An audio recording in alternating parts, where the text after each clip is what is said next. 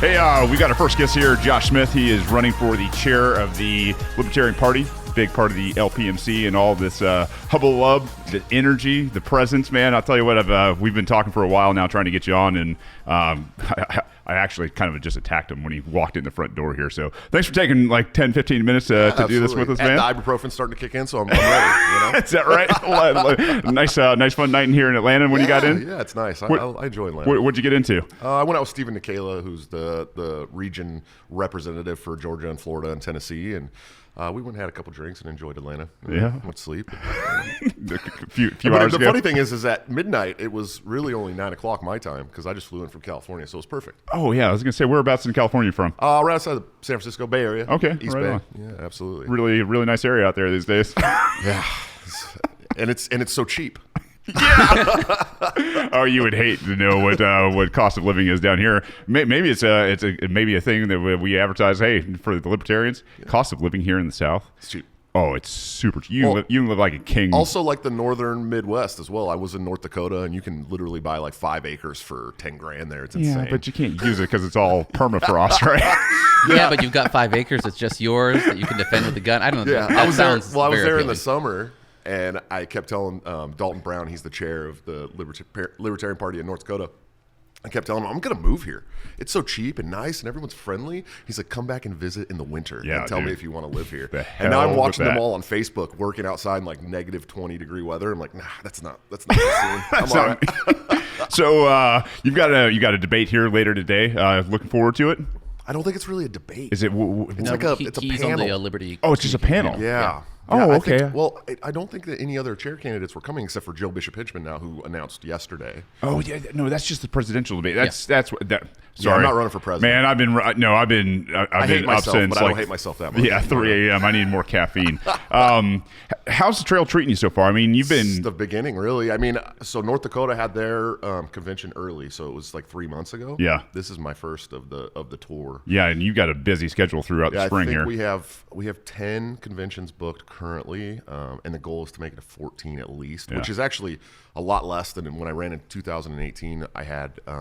I went to 26 states, Wow. and I think I went to about 20 state conventions, actual proper state conventions, and I got to keynote behind Ron Paul at the Roads to Freedom Unconvention in Omaha. I mean, it was a beautiful time. I had a good time, but we ended up losing, and here I am again, subjecting myself to the horrors. Hey, and good on you for doing it, brother. I mean, we need it. I mean, Banks, I know we've both got questions. I tend to just ramble, so please, please go first. I've got some of the less positive questions. Or I could Yeah, you go potentially first run. then. What is the difference between last time you ran and this time? I was running on ideas in 2018. I was saying, look, this is what I'm going to do. This is what I bring to the table. Mm-hmm. But no one knew who I was. I'm just a blue collar working class guy from the West Coast that really had nothing to show as far as my work in the Libertarian Party. I've built a couple of little local affiliates. I worked on a couple of campaigns. Nothing huge. Mm-hmm. It was kind of a challenge to leadership that we were unhappy with, and I never thought it would take off the way it did. And I never thought I'd go to 26 states and raise all this money and be up on the stage at the national convention debating a 2-term chairman that's a lawyer and a business owner. And so this year I get to point to the successes that we've had. I get to show that we've built the party. We've grown the membership. We've fundraised. We've done all the things that I said I was going to do in 2018, and I've held true to those statements. Right. And so that's the big difference, is that I actually have the opportunity to show what I've done, as opposed to 2018 where I hadn't done anything. Yeah. Yeah. So How are those numbers going? good. I mean, so if you talk to the executive director of the Libertarian Party, he'll tell you it's the biggest and fastest growth this party has seen in a non-presidential year since 2005. Wow. So between myself and Tom Woods and anybody else that has affiliate Dave links, Smith, Dave Smith, Scott Horton, Pete Raymond, God, who else? Half of the rebellion. Yeah, Buck Johnson with Death to Tyrants. I mean, Yeah. The Libertarian Party Mises Caucus and myself have been able to inspire people all over the country to get involved, and it shows in the numbers for the party. Yeah. And hats off to Michael Heiss for making, that guy doesn't sleep, man. I'll tell you what. Yeah, I know. I was on the horn for him here, and he was making sure that somebody was at his table, which is us today. And so, nice. Going back and forth between getting lit and all that fun stuff. And he's. I'll tell you what. Yeah, he does the guy not doesn't sleep. sleep. I mean, I've known Michael for 2 years, and he gets a lot of guff, and some of it's warranted. Sometimes he's Philly, man. He's used to it. He can be a bomb thrower sometimes. Yeah, that's all right. I think he's gotten a lot better, but the guy does so much for this movement and now the party that it's like, let him throw a couple bombs here and there. Yeah, might as well. We're growing the party exponentially, and that's what we all want. Right, even the people who want to say bad things about Michael and myself and our movement, they, at the end of the day, they have to sit down and say, you know what, they're growing the party, and it's what we've always wanted. Yeah. So. Yeah, and I think it's worth for our listeners, because let's face it, we've got some people that are not only new to the program all the time, but we also have people who are like recovering neocons, man. And sure. I mean, like you're real no kidding hawks. I was too. I mean, and for those people to start to understand our way of thinking in terms of the peace and the liberty and free markets, explain to them your platform and why it's different from what is currently leading the Libertarian Party. Well, I think as far as my platform that I haven't actually laid out this year, I talk a lot about being very aggressive with the media. It's something, the media has no vested interest in the Libertarian Party. They don't care about us. We seek to end like the greed and the corruption and the graft that they feed off of. Sure. And so, they're not coming to us. So I wanted to build a regional media team. Last year, in 2018, I was calling a media hit squad, which I thought was a cool name, but some people were like, that might be a little too aggressive. Oh, no, I like it. I like it too. When people push back, often that means you're doing the right thing. Yeah, so the media hit squad, or the regional media team, as I'm calling it this year, would consist of one of our best speakers in each individual region, because we have 8 regions in the party. So in the Northeast, it'd be someone like Larry Sharp, who can always be looking for media opportunities for the party, and then be able to take those media opportunities on behalf of the party, right? Instead of just always waiting on the chair to have the time to go out and get us national media all the time, we have 8 people, good speakers who can speak on behalf of the party, that are always willing to go and do media interviews. Now we're getting in front of people's faces all over the country. Yeah. I've also talked a lot about doing focused marketing campaigns, like viral marketing campaigns. We can build those from national, and we can push them down to the states and the local level and get them out in front of millions of people all at once. And it's something that we've never focused on, and I don't know why.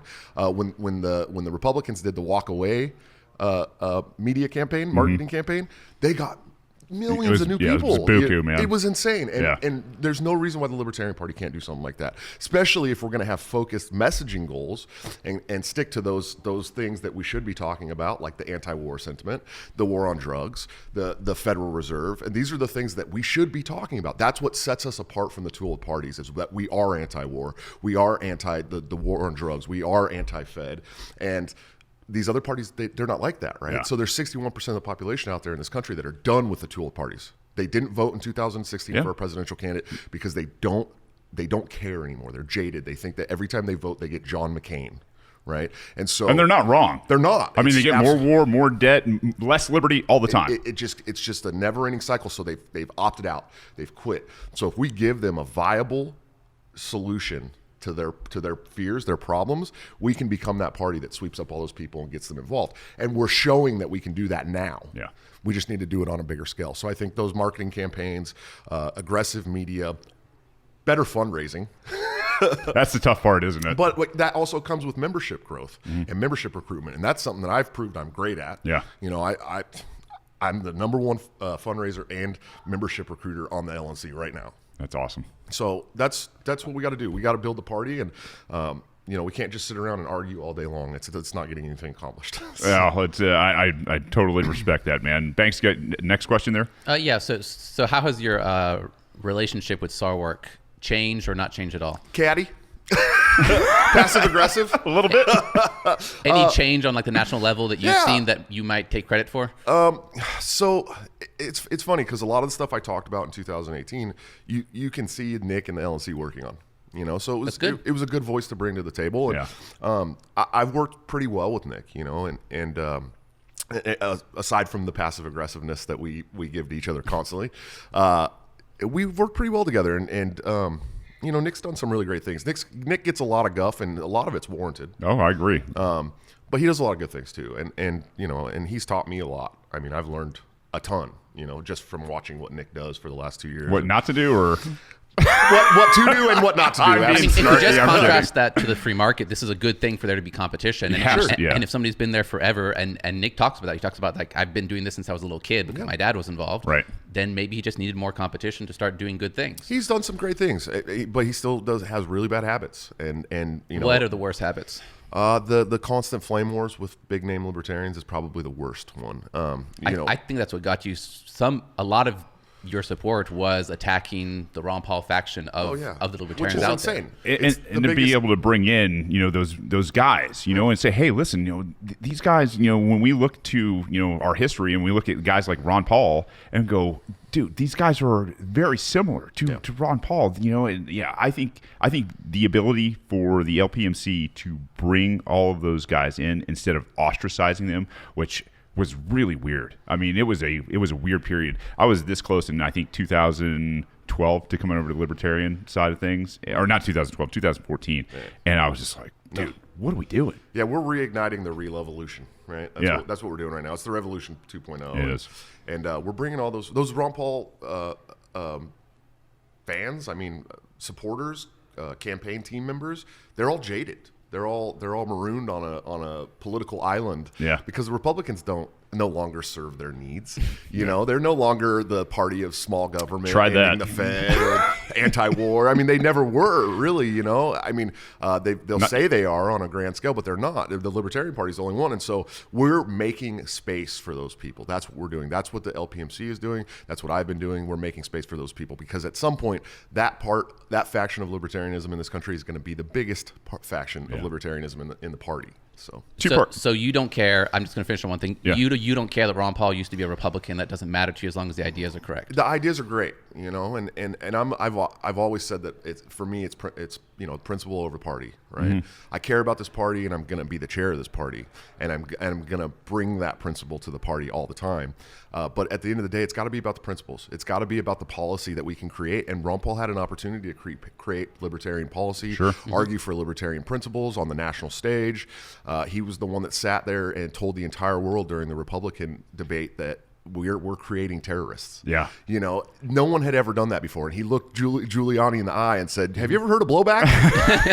It was great. It was beautiful. Yeah. And it woke up a ton of people in this country, just those words, blowback. Yeah. People, blowback. Wow. I never thought about that. And the guys like me who are veterans, who I was a part of the shock and awe campaign in Iraq, we've seen it. Yeah. We know, right? We know that we're doing bad things overseas all the time, but millions of Americans have no idea what's going on over there. And to them, it's just wave the flag, support our country. America. Yeah, so there's a whole bunch of people out there that, came with the Ron Paul anti-war sentiment and the anti-Fed sentiment, and we need to get those people and show them that we're their home. Yeah. It's weird that it's a refreshing thing to hear from libertarians saying, hey, actually parties don't matter, because if you think that parties matter that much, the Libertarian Party as it grows will just become just like the two other parties, which is where the party structure matters because, we've got some kind of power.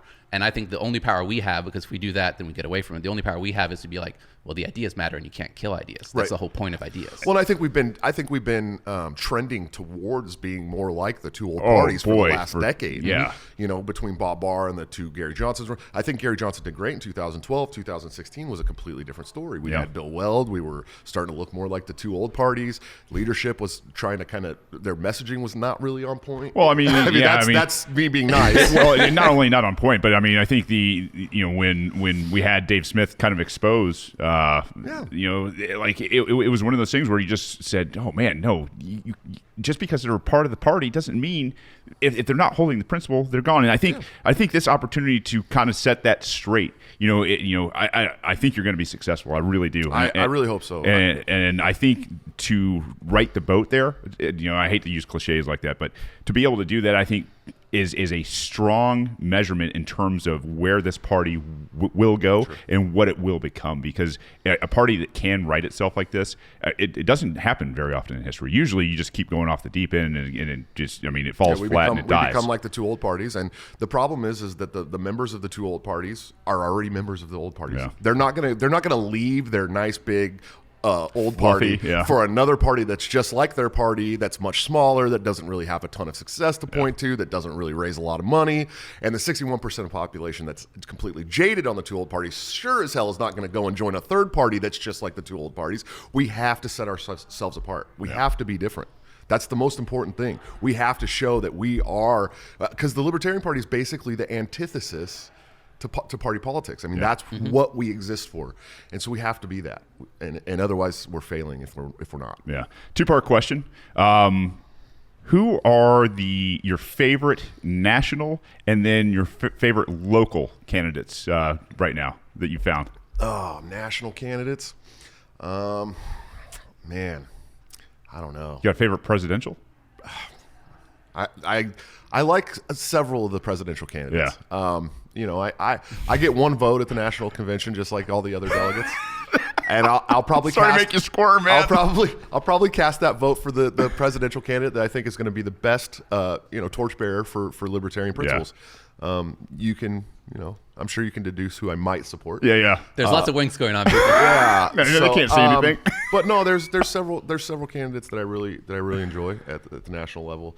As far as local candidates go, man, we supported some really great local candidates last year.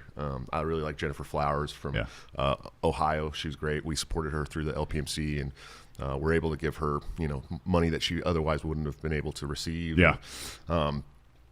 Who's the girl in Wyoming? Bethany Baldus. Yeah, she looks awesome. Yeah, she's great, and she actually she ran for state rep in Wyoming, and barely lost, right? well, she actually won at first, and then they found that's some right. box of ballots that hadn't been sent in yet or something stupid, and she didn't win. Just kidding. Psych. Sure, she didn't. Here's my mind trick. Right. But the cool thing about Wyoming is, if you're familiar with Apollo Panzel, who's like one of our candidate support guys for the National Party, we only have two, Tara Schultz and Apollo Panzel. But he came up with this great idea called the Libertarian Frontier Project. Is that what it is? Frontier? Mm-hmm. And so he's taken $30,000. He's moved into Wyoming, and they're targeting every single race in Wyoming that they can run for. Wow. And we're talking state-led candidates that have not had any kind of challenge for a decade. We're talking about some that are just unopposed. No one's running against them. Local races. So we're essentially going in there and trying to take over the entire government on $30,000 and a couple of legwork people. Yeah. That's a good state to start. I mean, it's only got 700,000 people. Well, they're kind of running it like Operation Win at the Door. Like I was gonna say. I mean, are you guys working with those guys at all from Yale? Like Cliff? So Yale has told us several times that they will endorse and work with our state legislator candidates, as long as they pass their little criteria. And they did. And in fact, they last year or the year before last year, they actually endorsed Daniel Fishman, who's now our executive director, for his state auditor run in Massachusetts. And so they have worked with us several times, and their criteria is a little different than what our criteria is for candidates that we work with and help, obviously. So. Yeah, tweaks, right? It's tweaks, but I mean, the good part about it is they say, like, we don't care if it's a Democrat or Republican or a Libertarian. They're just going based off the principles. It's all about the principles for Young Americans for Liberty, absolutely. And they do really good stuff. Some stuff I haven't agreed with, but that's just how they are. And I like Cliff. I'm friends with Cliff, and I like him a lot. Yep. So. I'm actually in a weird way looking forward to when one of their candidates wins and then goes bad. They had that happen in Texas. They've indicated that they're going to go hard against these people. I'm looking forward to that because that will be a proof of concept. Of not going wrong, basically. Absolutely. I want to give you a floor here also. I mean, you just walked in the door. We've got you for 20 minutes here. And I don't want to hog your time, man, because I know you need to get around and meet people. Help us help you. Where can people donate to your cause and anything else you want to bring attention to? Sure. Well, I mean, you guys can follow me on Facebook at Joshua Smith, LNC at large. That's my big Facebook page. Twitter is where we have a lot of fun. So definitely follow me at Twitter. That's the @ Joshua at large, all one word. You can tag any politician you want in this country on Twitter and say whatever you want to them, and it's beautiful. Sometimes they respond. Sometimes they cower and hide from you, and that's fine. If you want to help me travel the country and make all of our dreams come true, it's paypal.me/Joshua Smith Chair 2020. Look, I went out and did the things I said I was going to do in 2018. I have those successes to point to. The party's seen the biggest growth it's seen since 2005 in a presidential year. Our fundraising is much better now. I want the opportunity to do that from the chair position of this party, and I hope that the delegates that see this will give me that opportunity. I think people would be silly not to give you that opportunity. And I see things out there right now, and there's a ton of momentum. There's a ton of enthusiasm. I'm super excited to have you here, man, and I appreciate you making time, especially jumping you right when you walked in the door. So, hey, best of luck to you, and we'll be seeing you around. You sticking around tonight? Oh, yeah, I'll be here till I think my flight leaves tomorrow at 6 a.m. Yeah, so maybe grab a beer or something all afterwards. Night long. Right on. I didn't even get a hotel because I was like, I'll just go straight to the airport. You are a rock star, man. You can tell you're from the Bay Area. All right, we'll be back.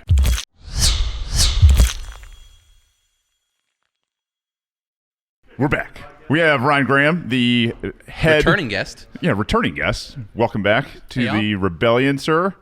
How's it going? Oh, it's going well. I think I'm pretty excited about the turnout and all the people that came out and all the great speakers that we have. Sorry, I'm super stressed. I said it's okay, but I'm super stressed. Ryan is doing a really good job at staying calm. He's got 5 minutes. We kind of pushed him into it. That's right. Voluntarily. We've been over there bumping our gums for about 20 minutes, and we were like, we need to get some stuff here. Yeah, you look like most guys look on their wedding day right now. Like I was like, hey. That's why I didn't do a wedding day. Yeah. I don't know if you know that. No, you just eloped, huh? Yeah. Fun facts about Ryan Graham.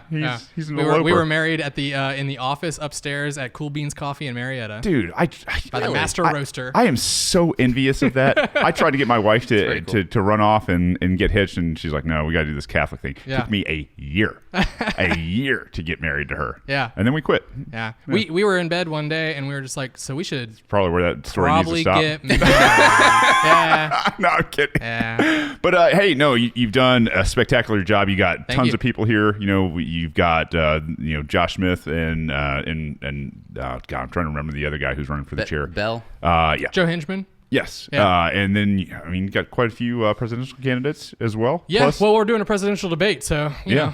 Show up. Yeah, exactly. But I mean, there's a production team working on like audio and visual and so forth. Yeah. Looks professional. Yeah. And then you have this amazing podcast that's sitting right outside the auditorium. The debate. You're just gonna grab them all, right? That's what we're doing. Yeah. Cool.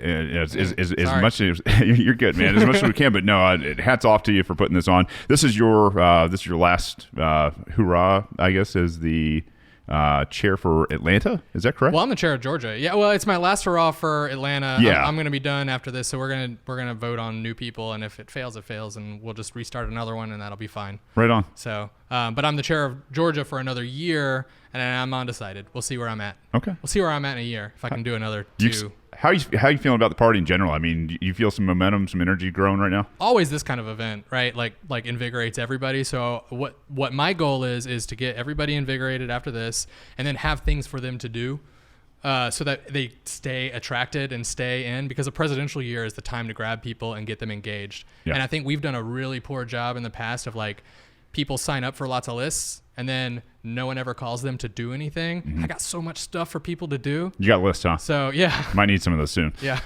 Just saying. I think you're right. I think the off years, I know after we finished up our primary, it was one of those things where we're like, hey, we got to stay engaged. We got to keep doing this kind of stuff. And then obviously this kind of thing is born, but you can do a million things in the off years, and recruiting is a giant thing, and keeping people busy with, some of the less sexy things. Less sexy, yep. But you got to do it. You got to pay attention. That's right. All right. If it's less sexy, you can make it more fun, which I think we can do a better job of having fun too. So absolutely. I mean, there's lots of ways to keep people engaged. I mean, the Georgia legislators are in session every single year. They've always got stuff. So we need to make sure that even if we don't have candidates, we're trying to affect policy in whatever way we can. Yeah, and I think get better. Yeah, we're first 4.5 months sometimes here in Georgia. It depends on your state out there, what you're doing and how long they are. But yeah, you need to be with your state and local representatives all the time, pushing them, because if they're afraid of not being reelected because you're engaged, you can do amazing things in turning policy and everything else like that. Absolutely. Yep. Well, Ryan, we won't keep you more because I know that you're in a rush, but we hope you can sit down with us later. Yeah. And thanks. Cool. Thanks, guys. Great job, man.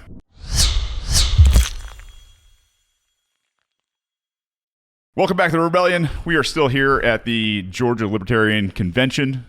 Right now, I have across from me the one and only Mark Whitney. You are the host of Late Night Last Week, the Late Night number Last one Week. political satire podcast on the planet. and why not satire? I mean, it's full of comedy anyway. You do podcasting as well?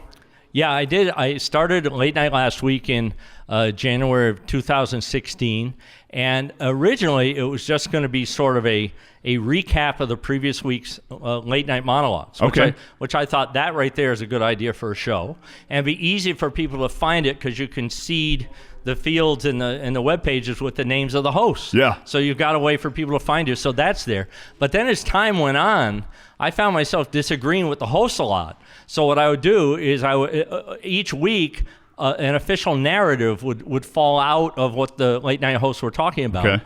And then I would construct amazing stories around the jokes. So the jokes are actually the setup, and then my comments are the punchline. So it's kind of a reverse, right? I love but it. you just got jokes setting up and jokes coming out. So people really like it. You're pretty big on Twitter as well. I think that's where I was trying to search my memory when we started talking, and I was like, man, I know your show, and I think it's from Twitter.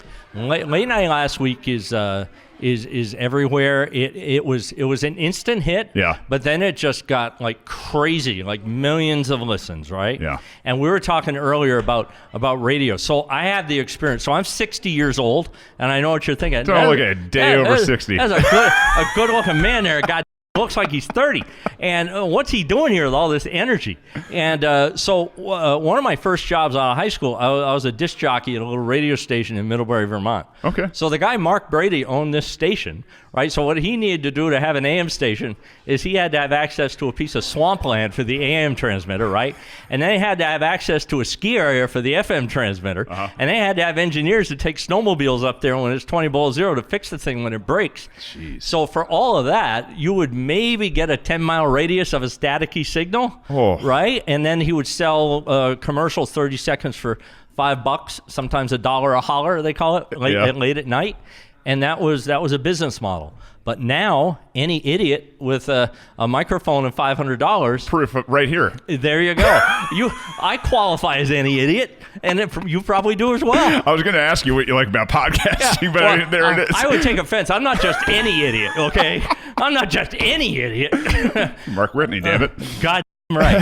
And so now, here's the thing. It's very competitive, and for anyone thinking of starting a podcast, here's the thing. It is incumbent on you to make sure it sounds as good as BBC or PBS, first of all, because we were going to just turn out.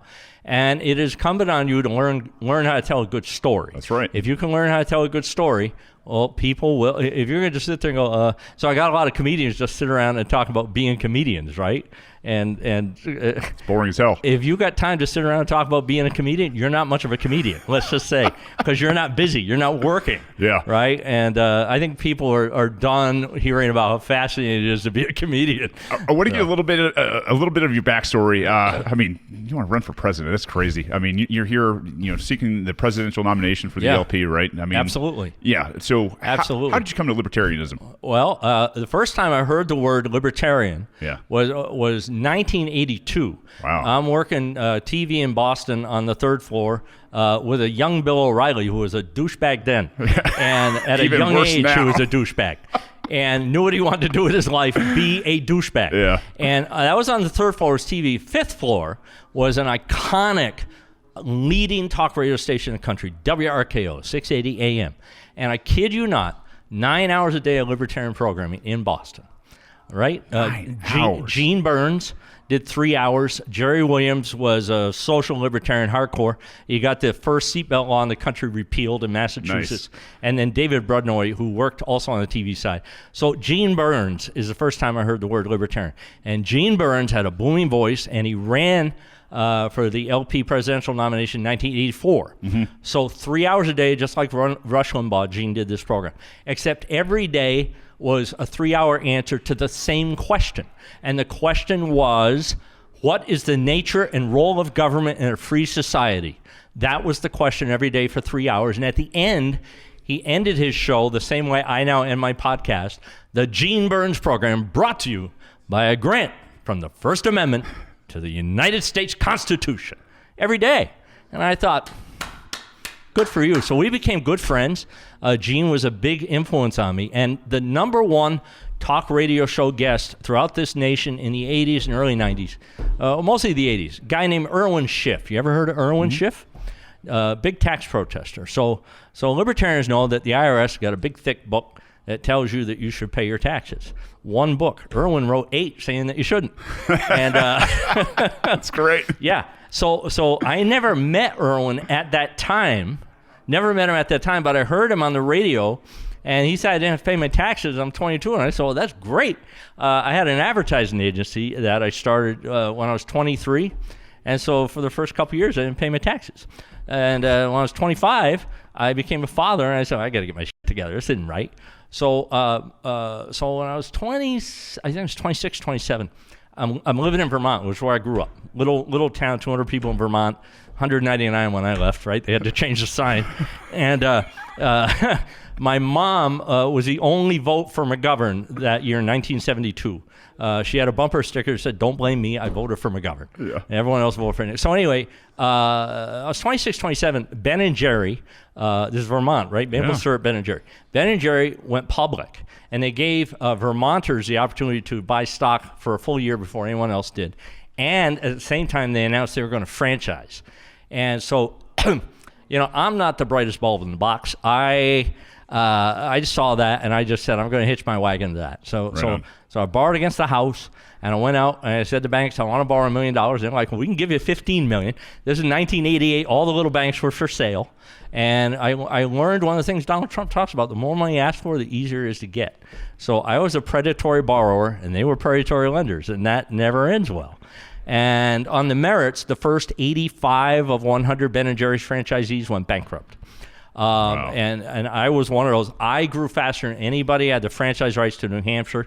I built 7 stores in 18 months. And So $15 million will get you 7 stores of Ben & Jerry's. Yeah, I didn't get 15, but I did borrow 2. And I've had 5 startups, been an entrepreneur all my life. The only time I lost a company is when I did it with borrowed money. Everything else has been bootstrapped. So here's the punchline to this long conversation. I gave the banks a couple of tax returns that weren't quite what they appeared to be. Yeah. Because those years I didn't pay my taxes, I made about $100,000. I reported a lot less than that to the IRS. This is in the 80s. But what I showed the bank is what I made. So I gave them tax returns that accurately showed my income. So this one bank was in trouble with the feds for making loans that exceeded the lending limit the feds imposed on them. And you will never guess who had the largest loan in the history of that little bank. And the feds started poking around. And next thing you know, it's United States versus Whitney, and I am facing 225 years in federal prison. They don't like when they get a little competition. Oh, they have no sense of humor. And this is a strict liability crime, kind of like what Ed Snowden did. So Snowden is charged with a strict liability crime where he's charged with taking shit, but he cannot turn to a jury and say, yeah, but you don't understand. I took an oath to defend the Fourth Amendment. He can't do that, which is why he's in Russia. Yeah. He doesn't want to come back and be the test case. That's right. It seems clearly unconstitutional, but it's a lifestyle decision to do that, right? Yeah, it's rolling the dice, right? Exactly. So the same thing with me. All the government had to show was that, okay, so I went to trial, right? And they got a tax return at IRS, and they got one I gave the bank, and they don't match. And that's a headshot. There's no recovering from that. So we had a 9-day trial, and the joke is that the jury came back with mixed reviews, guilty, not guilty, and well hung. and so, yeah. So you're hysterical, man. Thank you, man. I appreciate that. I did 23andMe, and it came back hilarious. Yeah. That's a lot of relatives out there. Yeah, they couldn't match anything else. It just said hilarious. And I come from an Irish Catholic family, an O'Neill and Mahoney, so it's not even fair, really. These people have to be on stage with me. It's not. I'm from the Kennedys, so I get it, man. Yes, yeah. The Whitneys are actually a Boston Brahmin family. They used to hang out at the Vanderbilt, so we got the robber baron running through the blood, you know. And it's just so anyway, the judge gave me a timeout. Yeah. I had to go off to prison for 3 years, he said. But I had different ideas about that. So here is wait for it, okay? This is the punchline. I swear to God, I am not making this up. So I spent about 30 days going through maximum security. They punished me and put me on a diesel tour as I represented myself. So I've seen some awful things. I was in 5 different federal prisons before I finally got to the camp in Pennsylvania, right? And one of them was like the Shawshank Redemption, I swear to God. It was like a medieval torture chamber. And I just kept telling people, I can read, I know about the law, don't f me, So I get down to the camp, and at lunch the first day, who comes up and introduces himself as the nation's leading tax protester? Irwin Schiff. No kidding.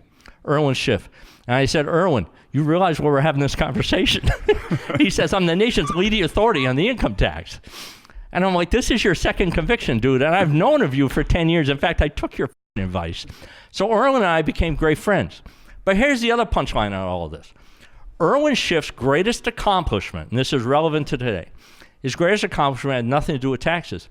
Irwin Schiff is the first and only citizen in these here United States in the last century where a federal judge ordered him not to sell his book, censored him. No kidding. Censored him. The feds, the U.S. attorneys, Yep. So he gets out of prison. I helped him on the revision of his book, The Federal Mafia, in prison. Yeah. And a lot of times my help consisted of, Irwin, are you sure you've thought this through? And but the thing about Irwin is the greatest guy is he didn't have a criminal bone in his body, right? He was convinced of what he believed. And I joked that this is a guy who had the courage of his 3 convictions, Yeah. And he goes to Nevada. He opens paynoincometax.com.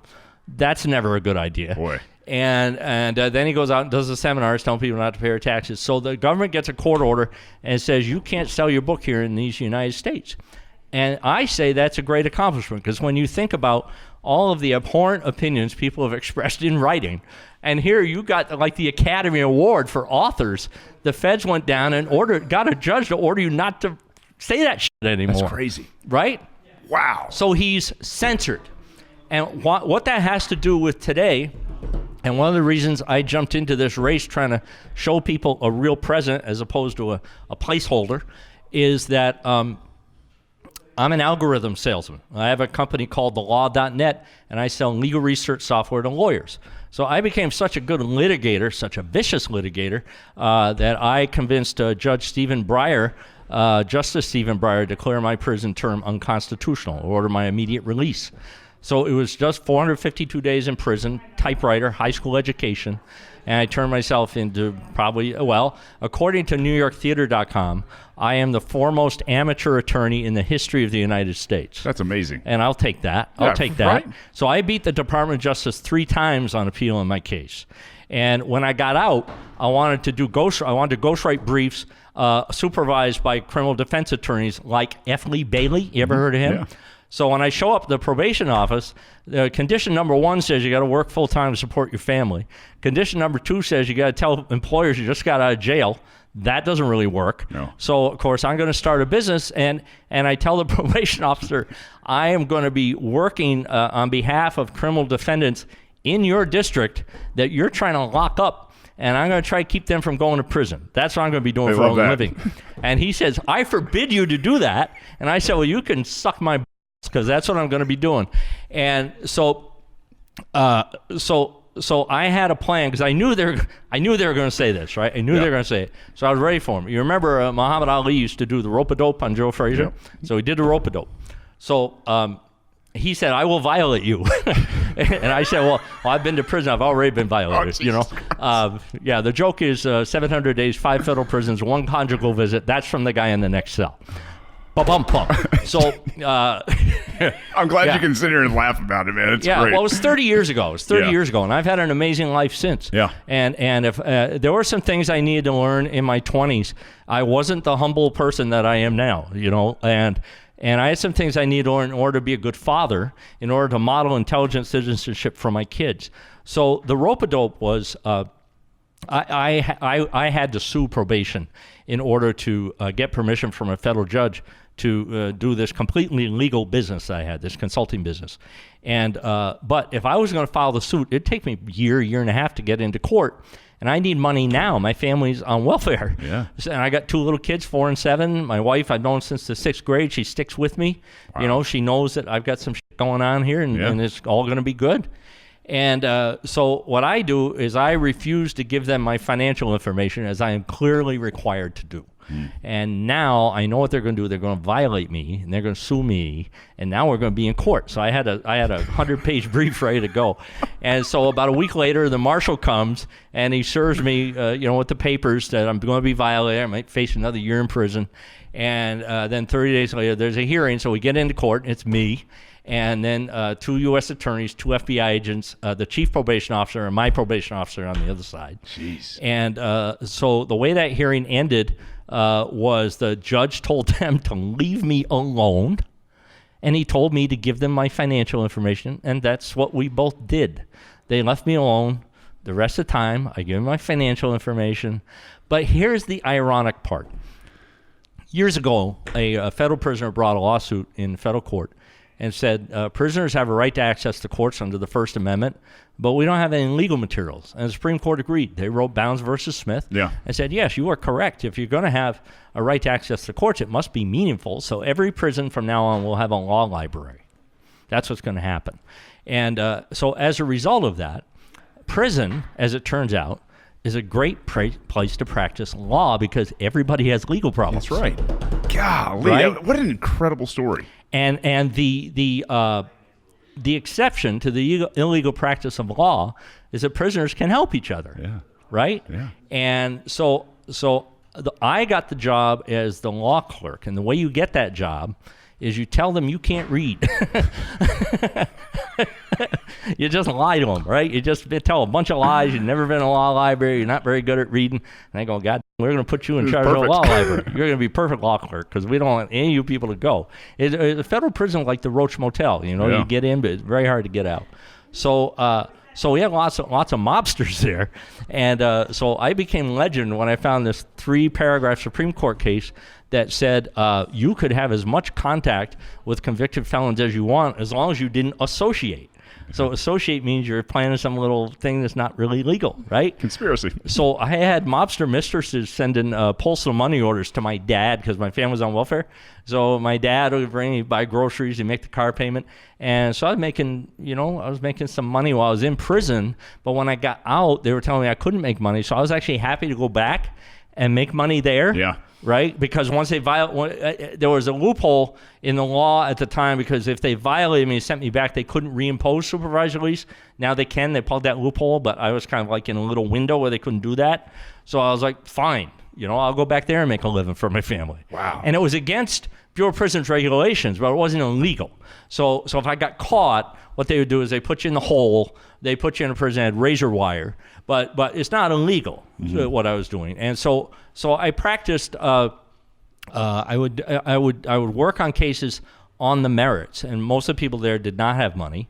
But if people had money, and I knew people who knew them, and I knew enough to trust them, I was like, hey, you got money. I just saved you $500,000 in restitution. I'm going to need a little more than a roll of dimes here. That's right. Maybe you have your wife or your girlfriend send my wife $500. That would be really great for our family. Yeah. So that ended up. That ultimately turned into my company, the LawNet Corporation. Yeah. And I've had some libertarians at these conventions. Someone said to me, Jesus, what's the world going to say if we nominate you and I find out that there's a felony that's 30 years old? And I'm like, well, that's not the reason you shouldn't trust me. The reason you shouldn't trust me is that I'm trusted by the nation's lawyers. That's why you shouldn't trust me. Okay? They have trusted me for 20 years. That should give you pause for thought right there. Yeah, that's great. Not the 30-year-old thing where I stepped on my That's not really a big deal. That is absolutely incredible. All right, tell me. All right, brass tacks now. Foreign policy, where are you at? I'm the only citizen to independently sue a president to end a foreign civil war. So when Barack Obama, I don't know what happened, if he didn't get laid that night or what, he woke up one day and decided, I'm going to spend the next 9 months blasting 7,000 Hellfire missiles into Libya. Yeah. So I was wondering, let me ask you, Shane, if I was president and I decided to have the Libyan military start dropping missiles on Georgia, how do you think that would go for me? Hey, man, as a former Marine, I'll tell you right now, it's an act of war, brother. That's an act of war, Yeah, right Article there. 1, Section 8, Clause 11, per the Constitution, belongs to Congress, right? Exactly. And Article 2 even has the word herein to put it in a box, right, to seal it off. That's right. But the problem we have now is we're down to one branch of government. And unfortunately, it's the It's the executive authoritarian branch. It's the executive branch. And, the legislature, and this is serious, the Congress has figured out that if they abdicate all of their institutional authority and make zero political decisions, it's actually easier to get reelected. Because without term limits, they have this system based on seniority. Yeah. I mean, out in California, Dianne Feinstein has been dead for 10 years. She's still a senator. Well, how long has Nancy been dead for? They've been dead. These people are dead. They're just like they're packing peanuts wrapped in oatmeal, and they just put them up there. And have you seen the Democratic debates? What is the emotion that these people are transferring? It's like dour and negative, and just it's unbelievable. That's why I don't watch them. For that reason. You know what? 98% of households in America did not watch the most recent debate. This is right up there with the Golden Globes. Until Ricky Gervais said something. Yeah, Ricky's great. Isn't he man, great? It was fantastic. I love watching Ricky on with Colbert, because Colbert is a practicing Catholic, and Ricky is an atheist. Yeah. And the last time Ricky was on with Colbert, Ricky goes, Stephen, I have great conversations about religion. He says, Stephen, you don't believe in 2,999 gods. I don't believe in one more. That's the only difference. You and I should get along fine. Absolutely hysterical. All right, big topic here in the South, especially because we're so behind the times over here. Drugs. Drugs? Yeah, where are you at? I have no interest in regulating what goes in or comes out of your body. Is that simple enough? Yeah. And that includes fetuses. Yeah, you're as long as you're not hurting anybody, taking their stuff, you're good. Yeah. So here's the deal. I grew up in the whitest state in the country.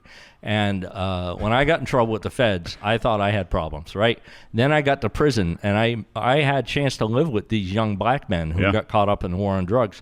And there was a thing going on at the time where, right-minded white people are going, well, this isn't fair. You're sending these young black people to jail for 5 times as long as you're sending the white people. And Congress gets together and says, you know what? You're right.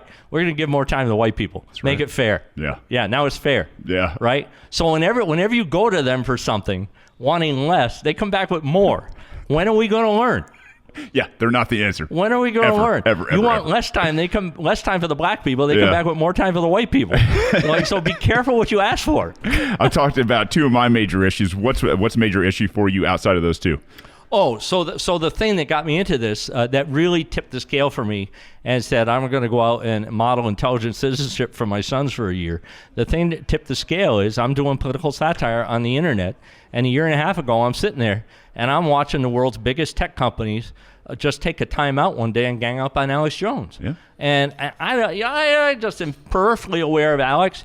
But I respect the man's talent because he generates hours of content a day. Yeah. He's fully committed. And then one day they just got together and did what the feds did to Erwin Schiff. Yeah. So the reason I set that up, we have one guy in the last century that got censored by the government. But now, as an algorithm salesman, I'm keenly aware of what algorithms can and can't do. And so when I'm running for president right now in these here United States, I'm really running to be like the 5th most powerful man in the world, next to Jack Dorsey, Mark Zuckerberg. You're exactly right. And the technocrats. Yeah, and the thing is, people are getting censored that express political opinions that, I don't like to paint with broad strokes, but the people in the Bay Area are some of the smartest people in the world. They're the most motivated. They're the most educated, and they have a point of view. Mm-hmm. And it's not libertarian. No, it sure isn't. So it should come as no surprise that a lot of people getting censored have unique political views. And it's sad that their political views are unique because mostly these are just people who are familiar with our founding documents. Mm-hmm. I mean, 2020 is a year where there's a real good chance that the 2 so-called major parties are going to nominate a Nazi and a socialist. And so I'm here to show people a president. And so I believe I don't have any concept of can't. So I believe that if I am the nominee, my family's story so my wife got her law degree last month at age 60. Wow. We know she's magna cum laude. We don't know if she's valedictorian yet. Okay. My youngest son is autistic, but here's the deal. I'm going to lean closely into the mic. We didn't tell him. Okay? We didn't tell him. I love it. They don't have a pill for it. We didn't tell him. Right. So as a result, when he was about 17, he went up to his room playing video games, and a couple years later, he came out a millionaire. He played these video games with people in China, and his Xbox broke. And so Chris sat down and developed an Xbox repair kit from using Goo Gone and rubbing alcohol and some kind of slippery shit to put on and then he needed, so the way Xbox made sure people returned the Xbox to have them do the warranty work was they created proprietary screws and washers that you cannot buy in these here in the United States. So Chris gets on the internet with his friend Wilson, who he met playing video games, and that's why I'm for free trade. And Wilson hooked him up with engineers sitting around at Starbucks in Beijing, and they designed these screws and washers. They designed replacement parts that are better than the originals. And hand to God, I am not making this up. With money Chris saved working at In-N-Out, he bootstrapped this business, and within a year, panel trucks are pulling up to our house, unloading tons of parts and screws and washers. Big boxes with Chinese characters on them, and in English it says Chris Whitney. And he sold hundreds of thousands of these, and within a couple of years he was a millionaire. And he has continued with no debt to roll that over and roll that over and roll that over, where today he has so there are 2 million Amazon resellers. He's in the top 500. He has a $15 million company. Incredible. $15 million company. And so these, and my oldest son, when he was 16, day he turned 16, he got a full-time job at AMC Theaters, became the youngest operations manager at 17 in AMC Theaters history. So he worked 40 hours a week throughout high school while carrying a full load of AP courses, graduates top 1% of his class, also while working full-time, does UCSD in 3 years, also while working full-time, gets his MBA, millionaire by 30. Wow. So this is why I'm out here, standing on the shoulders of my kids who did what I set out to do, which was to become a millionaire by 30, go to California, tell jokes, get the Tonight Show. That was my plan.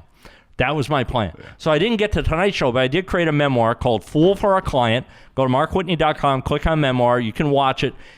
I'm probably the most decorated independent spoken word artist in the country. I toured for many years on the independent theater circuit, got all 5-star reviews. This is a great show. It's 84 minutes. You're going to need popcorn. You're going to need your sense of humor, and keep the Kleenex handy. It's a great show, Fool for a Client, and it's all about that one time when I represented myself in federal court facing 225 years in federal prison. Man, what an exhausting story. It is what do we have? 27 minutes. Yeah. Unbelievable. There's so much there to talk about, man. So much. We definitely don't have time to get into it. Let me just hit you with one thing. Please, it's something I like to say, it. okay? And for everybody listening, no matter what your political or persuasion, here's the deal. Free people live the First Amendment. Prisoners live the entire Bill of Rights. And let's say the Second Amendment is your thing. Who do you want selling your Second Amendment? Larry Libertarian holed up in a log cabin in Idaho going, "You're not going to take me alive, goddamn." You want that guy?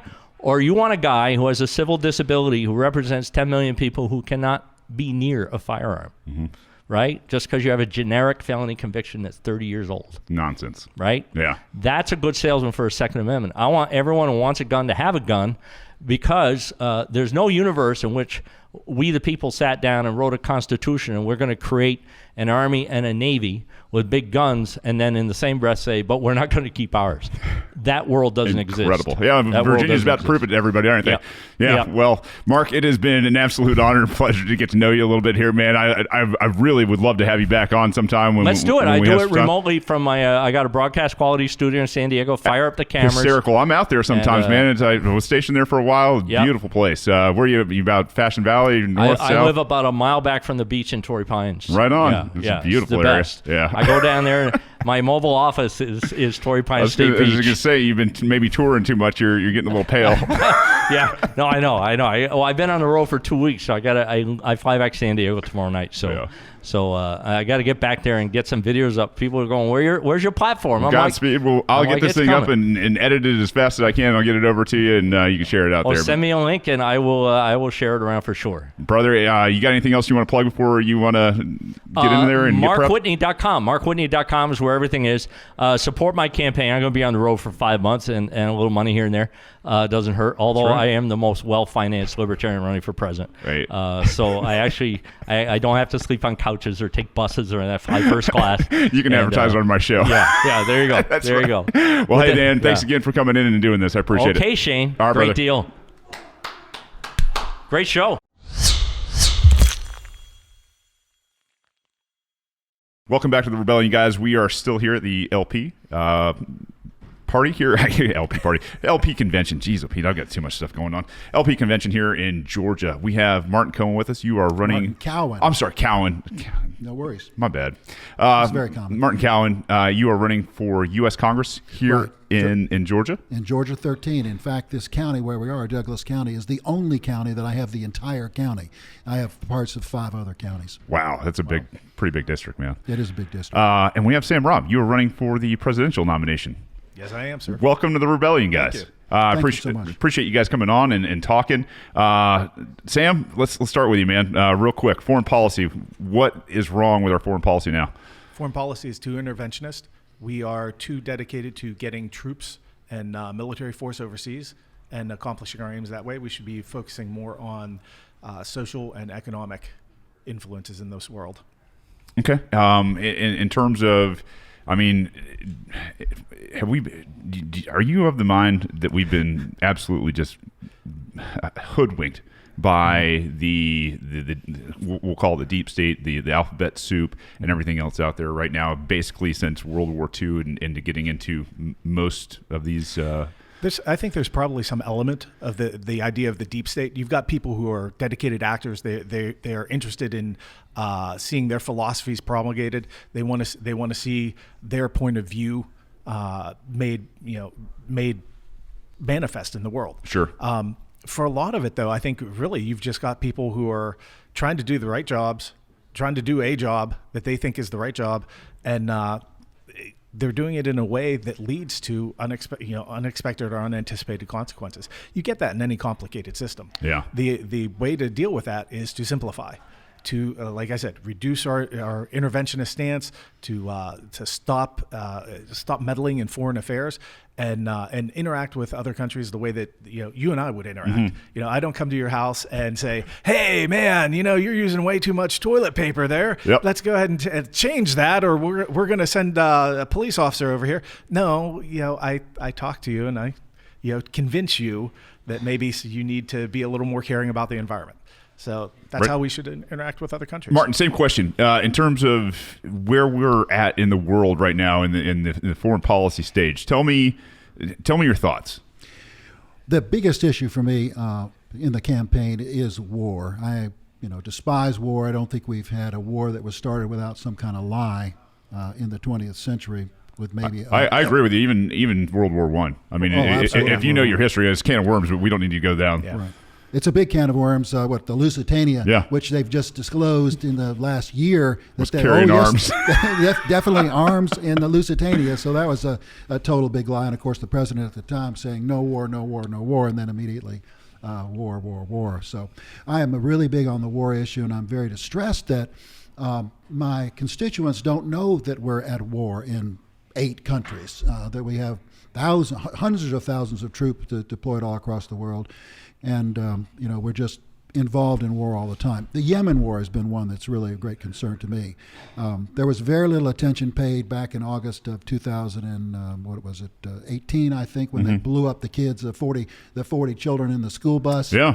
And then there was a terrible picture of the American arm, part of the wing or something of some kind of weapon that was used in that thing. And that Americans killed those 40 children. Yeah. And there's no attention paid to that, and it's just shocking to me.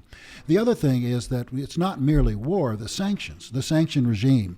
One of the books that I have on my table in there is a book that discloses that we killed about 500,000 children in the Iraq war during the 1990s. Oh, and that Madeleine Albright just came out and said, hey, it was worth it.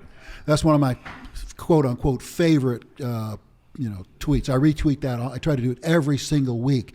Cokie Roberts, who recently died, interviewed her, Marilyn Albright, on 60 Minutes and asked her the question you just referred to. She said, Cokie said, I hear that we killed, or it's reported that we killed 500,000 children, Iraqi children. Was it worth it? And then famously, Madeleine Albright says, we think it was worth it. Yeah. I mean, what a monster. Yeah. What an absolute monster. And Americans know nothing about the sanctions wars. I mean, we're killing people in Venezuela, for example. We're killing people in Iraq and Iran. Well, not Iraq now, but in Iran now. We're still killing people in Iraq. we're starving people to death. And Americans care nothing, forgive me, Americans, about these starvation wars, because we don't have any. You don't see them. Yeah, we don't see casualties. There's no casualties because we're just starving people to death. Yeah, and to kind of knock home your point, I mean, this has been going on since Barack Obama down there in Yemen, and kids are literally going through, they just. They're pooping themselves to death. They've got diarrhea, dysentery, you name it, and that's because of the sanctions that America has helped and then funded, obviously, Saudi Arabia through proxy wars. So, great answers from both of you. Next question, still foreign policy. You've got a Constitution tie on, so I expect you're going to knock this one out of the park. The power to take a nation from a peace footing into war. Tell me about the constitutionality and Soleimani. I'm sorry. You're directing that? Yeah. Okay. Sure. So just making sure you're talking to me. I'm pretty sure I know where he's going to be. Well, the Constitution says that the authority to declare war falls to Congress. Yeah. If we're going to go out and we're going to take an action that is going, regardless of how we see it or what we think, if the rest of the world is going to look at that and go, "Wow, that's you're basically declaring war on someone," that's a function that belongs to Congress. Now, if you've got a situation where, and this is where I would say there's a difference. Recently, we had the attack on the embassy in Iran and in Iraq. In Iraq, and the president deployed troops there. He's protecting American interests. He's protecting what is essentially American soil by international treaty. That's a reactive. So you think the Soleimani strike was a reactive strike in terms of protecting American embassy? No. The deploying the troops to protect the embassy itself, reactive. Okay. A week later, going after somebody, that you're beyond reactive at that point. You're beyond reactive. Thank you for the clarification on that. I was like, all right, where are we going here? And Martin, in terms of Soleimani and the strike, tell me about your thoughts there. I will. First, I want to say we haven't declared a war since World War II. You're exactly right. And it's cowardice, total cowardice on the part of Congress, because they don't want to say anything positive, definite, clearly. They want to avoid responsibility, and Congress is despicable in their failure to exercise their power under the Article 1, Section 8, Clause 11. Yeah. And so that's the first thing. There's a famous meme on Twitter and various places where they have a picture, they have the country of Iran, and then say Iran is, what's wrong with those people? They put their country right in the middle of our 50 military bases all around us. So, I think that that was an act of war, killing that Iraqi general. I think it was an outrage. I thank God we didn't get into World War II yet, or World War III yet. And so I'm thankful for that. I don't think we should have had troops there to be, I don't think we should have an embassy there to be attacked. Oh, not only an embassy. We're talking about basically a Middle East Pentagon. And I mean, seriously, I've been there, quite a few times. It's over $1 billion, structure. And, you cannot even imagine the enormity of this place and the infrastructure that's gone into it and the protection around it. So, no, I think you guys are right on foreign policy. I think that's where the libertarian stance has got to be. Big thing for obviously the liberty crowd out there. The war on drugs. Mm-hmm. Sam Robb, where do you come down on the war on drugs? Come down on the war on drugs. We need to. I think the trap we fall into is we start talking about legalization, and what we really need to be talking about is decriminalization. Legalization, you still leave the government's hand in the matter. You still have the government's thumb on the scale. Hey, we're going to tax you. We're going to regulate. And what you see is when they do that, again, you start creating a market for basically for criminal enterprise again. Yeah. That's the entire reason that we have the situation down in Mexico right now, where you've got drug cartels battling it out. That's because of what our drug policy was. Oh, yeah. I mean, black ops need black money, right? Yeah. If you go with legalization, you're saying the government still has the authority to regulate, to decide whether this is appropriate or not, and extract money from you for it. Decriminalization is the way to go. So as an executive, I mean, you're POTUS at this point. You're POTUS. What are you shutting? You, sir. Thank well, you. Yeah. What are you shutting down then? What are you shutting down at the federal level under your command? Basically, at that point, going to start working with Congress to see about getting marijuana for the first one off of the scheduled drugs. Yeah.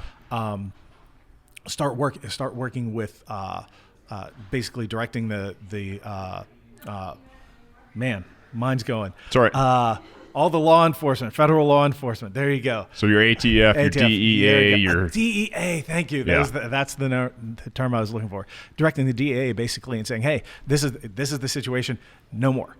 This is no longer considered an issue. Let's move on to other stuff. We've got people shipping in enough fentanyl from China that you can wipe out a city. Let's worry about that instead of some guy growing." All right. Yeah, so you really you think this is more of a state local issue in terms of drugs instead of a federal, especially more than federal. But I would actually put pressure on work to put pressure on state and local governments to say, hey, this is the pattern you should be following. This is where you should be going as well. Okay. I don't think the government should be involved with drugs at all. Why? It's not their business. When you say it's not their business, I cut you off. Why is it not their business? Their business is to protect us from foreign invasions, to enforce property rights, and to protect us from violence. War, peace, negotiation, and foreign commerce. Only three jobs, and that's not among their jobs. The truth about the war on drugs is it's all about pharmaceutical companies. They do not want the competition. Mm-hmm. I mean, people self-medicate with various pharmaceuticals, and whether or not it's a good idea personally and medically, that's their business, and they need to take their medicine and take their consequences. So the government should have nothing to do with drugs at all, period, on any level. And so all of those things would be gone in my ideal utopian world. Yeah, so no, I mean, as a U.S. congressman, you get to sit there and per Article 1, Section 7.2, you guys have control of the budget. You guys dole out to the executive bureaucracies out there, the DEA. Do you say, hey, listen, we're done funding the DEA altogether? I would say that, but that's a pipe dream. I mean, I'd be the only. That's your stance. Oh, that's definitely my stance. I think Thomas Massey might stand with you. I think you might even get Matt Gaetz and I think maybe a couple of others up there with A constitutional ratings. Yeah, but I do want to say that I have sort of a top 10 things that I care about, and that's not even up there. Okay. Just because I think that's a hopeless task at the moment. Okay. But I would go all the way. There's no deregulation that I wouldn't go with on the drug issue. I do think that the Libertarian Party has one major victory, and that we've won the marijuana wars. I mean, I think there's a cleanup operation. You're darn right we have. Yeah. It's a cleanup operation. Some states are not yet legalizing marijuana, or cannabis, or what is it called, CBD oil. My son has epilepsy and could very well use the CBD oil, and we have the official legal card, but of course you can't buy it. Can't get it anywhere. You can't get it. So, I think we won the marijuana wars, and that's a great achievement of the Libertarian Party, and I'm all in favor of it. The whole drug war thing, I'm totally on board with total legalization and government out of the business of drugs. It's not one of my top 10 issues. Okay, so because I like the free market, and you bring up that that's not one of your top 10 issues, tell me about your top 10. What are you really, really passionate about? Well, the war is number one. Yeah. The number two thing is the cost of medical care, the health care issue. Okay. My theory about the medical care system in the United States is that it's a government monopoly. And the purpose of the government monopoly is to maintain prices for the healthcare providers. People think that the government wants to help people. They want to help the pharmaceutical companies. They want to help, physicians. They want to help the professionals maintain their market and get their money. Yeah. That's what it's all about. And one of the things that's happening in Georgia and happens in some of the other states, 34 I think, have what's called a CON law, Certificate of Need laws. And what this law is, just take for example, if somebody like me wanted to buy an MRI machine and install it in a mall right next to my house, near me, and start selling MRIs for $5 or $10 or $30 or whatever, you have to go ask the government's permission in Georgia to get that thing done. And exactly right. Right. Of course, they're going to say no because, well, look, we have all these hospitals around you who are selling these things for $1,000 a pop, and we don't want them to lose their business. We want them to amortize the cost of their machine. Yep. And, so that's just one tiny example of the way the government maintains high prices for health care. People don't understand that government is not your friend. Oh, it was not until the 1950s that they even got involved in healthcare. I think if history serves. Right. On the MRI thing, there is something in Atlanta area. It's basically MRIs are us. Yeah. Have you seen this? Oh no. And so you can go to MRIs are us and say, look, my shoulder hurts. Will you take a picture? I talked to a friend who had this kind of problem. He did. Got the appointment within a day or two, and then he had the picture taken. Then within hours, he got a 20-minute video of the doctor visual reading and pointing out on the thing, this is what's wrong with your shoulder here. Right. And he paid $500 for it. Yeah. And he got the appointment in a day and the results in 4 hours. Sure. It's unbelievable. Yeah. The internet, there would be 10,000 apps for healthcare on the internet if it was allowed. I agree. Oh my God. And it'd be local too. Yeah. I mean, real local, real fast, and yeah, I definitely I see your point. I'm going to let you have it in terms of, we've hit on drugs, we've hit on medical. If you want to talk about medical, that's fine. If you want to hit something that's real passionate to you, what would it be? Passionate to me, honestly, Department of Education. Hate it. It's younger than I am. Okay? Seriously. What, 1973? 3, I think. Yeah. So it's got a couple of years. You speak my language, though. This is love language here. Go for it. They've done nothing. We spend so much on education. $70 billion a year. I just recently saw in Pennsylvania. Yeah. The per year cost for students is basically we're talking K through 12. Sure. We're paying college tuition rates. Yeah. For those guys to go to school. Yeah. You could put every one of those kids through college with what you're paying for them right now. We spend way too much money.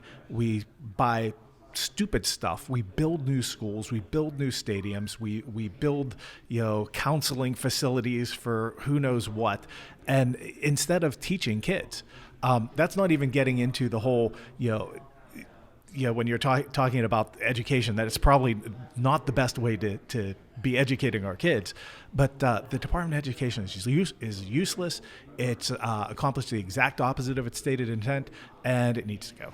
Oh, yeah, I'm gonna piggyback on that a little bit. I think it's actually done exactly what the people who brought it over in the Prussian model wanted it to do. Right? Yeah. They've made all of these little servants unquestioning, indoctrinated. I call it the government indoctrination system just because I'm a stickler for language. But yeah, I mean the Thorndikes, the Deweys, the Van Hoomps, and the rest of those guys that were like, hey, we need to mold these little pieces of meat to our will. Basically, it was what their quotes were. So yeah, as a homeschooler, man, 100% get rid of the federal the federal education system for sure. Piggybacking on that, one of my big issues, top 3, is the student loan program. Okay. And of course, this is a federal government program, and I think it's a complete fraud. What they're trying to do is make indentured servants of all young people. I mean, they're going to put them on the hook for 10, 20, 30, or for their entire lifetimes. Yeah.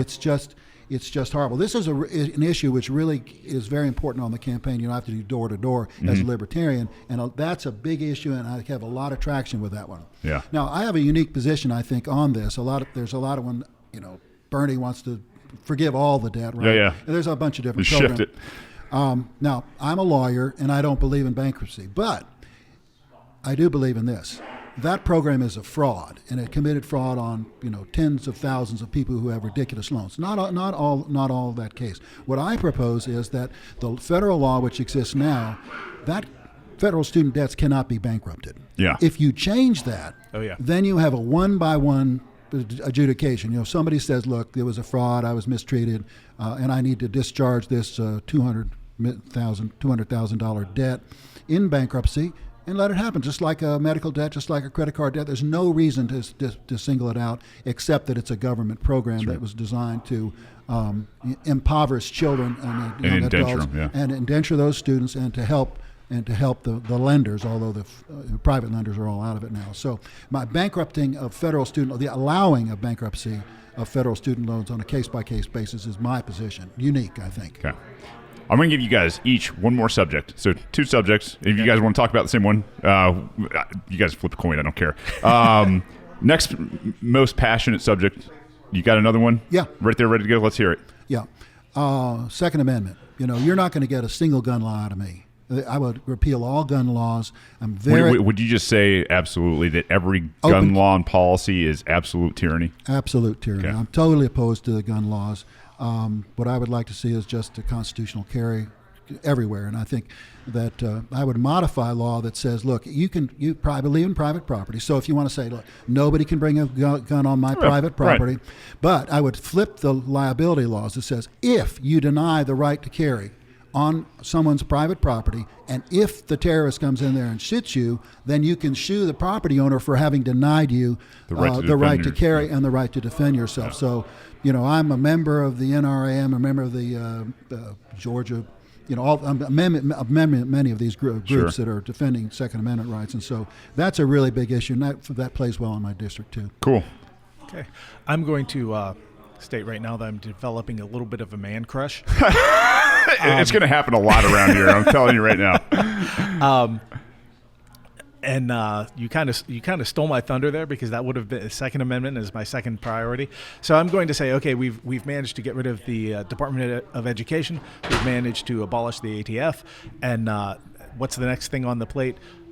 For me, that's taxes. Okay. I've been Dan Berman's been working on me. I admitted last night, somebody asked me a question, is there one position that you don't hold that some libertarians might have a problem with? And I still struggle with the idea. Don't give him any ammunition, man. I still struggle with taxation as theft. Okay, I admit it. Wow. I am. You're at the wrong conference. I'm kidding. I am a lot further along than I used to be. I'll say this, and I like to say this. Taxation is stupid. When you look at people who have money, when you look at the millionaires and billionaires in the world, when they want to accomplish a change, they do not turn around and say, wow, let's give our money to the government. I know they'll do a great job with it. Right. They find a private organization. They set up a private organization to accomplish what they want. Taxation is stupid. We're giving our money basically to an entity that is guaranteed to spend it frivolously, inefficiently, and accomplish the absolute least with it. Mm-hmm. I honestly think there are some things that money is not quite so important. When you're talking about the justice system, you've got different priorities. You don't want it to be cheap and fast. Yeah. Right. So in some cases, I'm like, okay, let's recognize we have different priorities, but for the most part, taxation is stupid. Why do we take people's money? Why do people owe so much money for college education? They can't pay it back. Why not? Because we keep taking a third of their paychecks. Yeah. Why do people pay so much? Why are people having so much problems paying for healthcare? Well, maybe they wouldn't need Medicare or Medicaid if we didn't take a third of their paychecks. If we allowed them to invest and save instead of relying on Social Security, maybe we would actually have a country where people were wealthy and capable of taking care of themselves and taking care of their community, instead of having to go to the government and begging for some of their money back. Not a bad argument if you're not a taxation is theft guy, but I think you did pretty well, guys. I want to give you a second here. Tell everybody how they can find you and help you out and push you through your campaign. What I would really like is for people to follow me on Twitter, ML Cowen, Cowen, and retweet when I tweet something you like. And also I have a Facebook page, Cowen for Congress, and a website, cowenforcongress.com. So follow me on social media. That would be great. Appreciate it. Yeah, absolutely. Yeah, same thing here. Social media, samrobb2020.com. That's SAMROBB, 2 B's, 2020.com. You can find me as 2020 Samrobb on Twitter and Samrobb2020 on Facebook. And love to see you jump in, join in on the conversation, and add your voice. Gents, thank you for joining me. Thank you guys for your perspectives on liberty too, and thanks for stepping up and actually trying to make a difference. It's I know it's a Herculean effort. A lot of times you're away from your family and the things that you loved, but I tell you what, I don't think there's any greater cause than individual liberty out there. So thanks guys again for joining us, and we'll get this guys out to you guys so you can share it across social media. All right, thank you so All much. right, guys, Thank you, Shane. take care.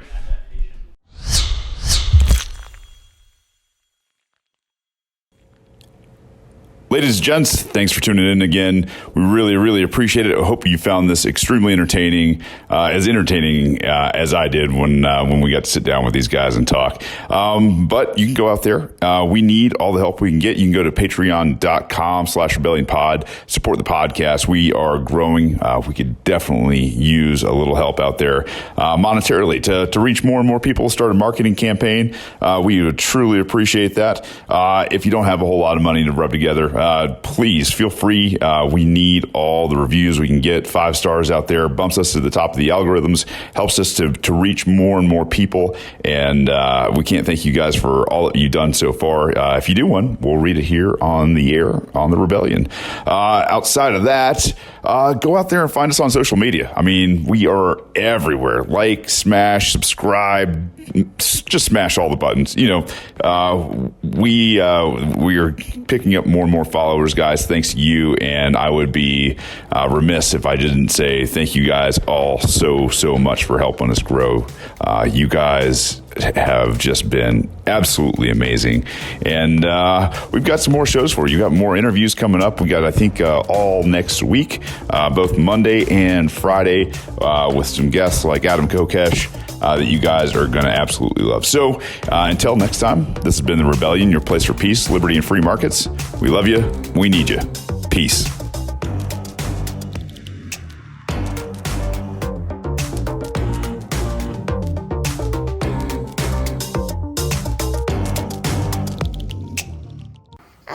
Don't hurt people and don't take their stuff.